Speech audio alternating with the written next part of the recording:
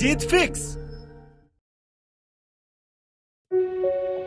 लोग तुम्हारी चिता की आखिरी लकड़ी के जलने तक का वेट करेंगे और जब वो आखिरी लकड़ी भी जल करके बुझ जाएगी तब तुम्हारा भाई, बेटा, दोस्त ये सब अनंत समय के लिए तुम्हें शमशान में छोड़कर तुम्हारी अगली यात्रा के लिए अलविदा बोलकर छोड़कर वापस अपने घरों में लौट जाएंगे। कुछ दिन तो तुम उनके बीच जिंदा रहोगे कि अच्छा इंसान था, थोड़े दिन और जी लेता, और फिर समय के भंवर में वो तुम्हें कहीं पीछे छोड़कर आगे निकल पड़ेंगे। वो तुम्हारा वापस आने का वेट नहीं करेंगे क्योंकि उनको पता होगा कि जो एक बार चला गया वो वापस नहीं आता, तो वेट करने से क्या फायदा। बस तुम्हारी कहानी यहीं पर खत्म हो जाएगी। तुम ऊपर से देखकर सोचोगे कि लोग कितने स्वार्थी थे, जब मैं उनके काम आता था तो कितने पास रहते थे। आज मैं जब दुनिया से चला गया हूँ तब भी दुनिया वैसी ही चल रही है। तुम्हें अफसोस होगा कि क्या मैं इन्हीं लोगों के लिए जन्म लेकर पृथ्वी पर गया था। तुम उनसे बहुत सवाल करना चाहोगे लेकिन लाख कोशिशों के बाद भी तुम्हारी आवाज उन तक नहीं पहुंच पाएगी।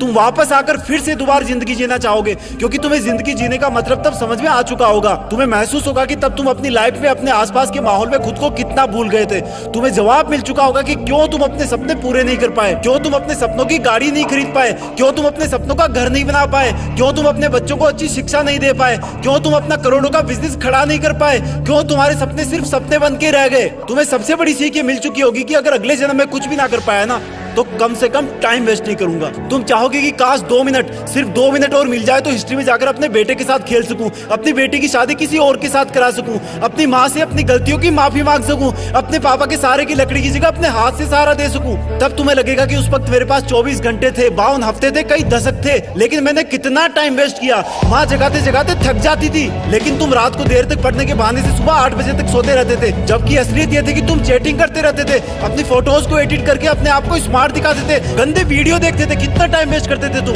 जब माँ का फोन आता था तो तुम अपने जवानी वाले प्यार के साथ बिजी रहते थे और जब तुम्हारी माँ सो जाती थी तब तुम फॉर्मेलिटी के लिए एक मिस कॉल छोड़ दिया करते थे ताकि तुम सुबह ये दिखावा कर सको कि तुमने इतनी रात को भी कॉल बैक किया।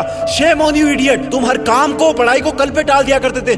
जो हाथ तुम्हारे बूढ़े माँ बाप को सहारा देने चाहिए थे वो हाथ हमेशा बिना मतलब ही मोबाइल पर उंगलियां फिराने में बिजी रहता था। तुमने कितने घंटे सुबह लेट उठने की वजह से बर्बाद किए। उन घंटों को मिला के कई दिन बन जाते। दिन से महीने और महीनों से कितने साल की जिंदगी तू एक्स्ट्रा जी सकता था। मेहनत करके अपने सपने पूरे कर सकता था, अपने माँ बाप को भी कहीं घुमाने ले जा सकता था, अच्छी किताबें पढ़ के अपनी लाइफ में कितनी वैल्यूज ऐड कर सकता था। अब मरने के बाद 1 मिनट तो क्या, 1 माइक्रो सेकंड भी नहीं मिल सकती तुझे क्योंकि जिंदगी में कितने ही साल पहले ही मिल चुके थे तुझे। पर थैंक गॉड कि ऐसा कुछ भी नहीं हुआ। अभी तुम अभी मरे नहीं हो। थैंक गॉड कि आज तुम थैंक गॉड बोलने के लायक इस धरती पर बचे हुए हो। तुम्हारा वक्त, तुम्हारे सपने अभी पूरे नहीं हुए हैं। तुम्हारे माँ बाप, घर वाले अब भी तुम्हारे सफल होने का वेट कर रहे हैं। तुम्हारा दिल अब भी तुम्हारे सपने पूरे होने का वेट कर रहा है। थैंक गॉड कि तुम्हारे हाथ की घड़ी अब भी तुम्हें वो दिन दिखाने का वेट कर रही है जब तुम एक हीरो की तरह लोगों के सामने खड़े होगे और लोग तुम्हारी रियल कहानियां सुनकर आंसुओं से भर जाएंगे, मोटिवेट होंगे। और उन लोगों को सबसे ज्यादा अफसोस होगा जिनने तुमको कुछ साल पहले मेहनत करने वाला ढोंगी कहा था, लेकिन फिर भी तुम्हारे मन में उनके लिए 1% भी बुरी भावना नहीं होगी। ये अलार्म कल भी बजेगा। अगर तुम उठ गए तो ये तुम्हारे जिंदा रहने का सबसे पहला सबूत होगा।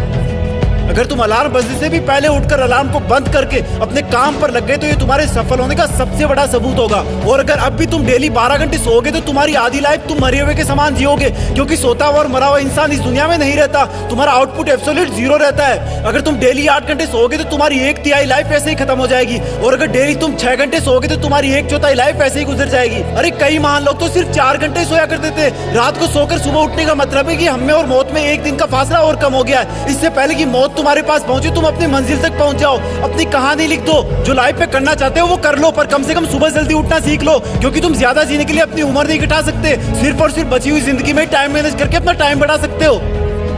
तुम्हें करना होगा, तुम कर सकते हो। You can do it, you can manage your time. तुम्हें बाद में पछताने से पहले अभी अपने टाइम को सही ढंग से यूज करना होगा। जय हिंद।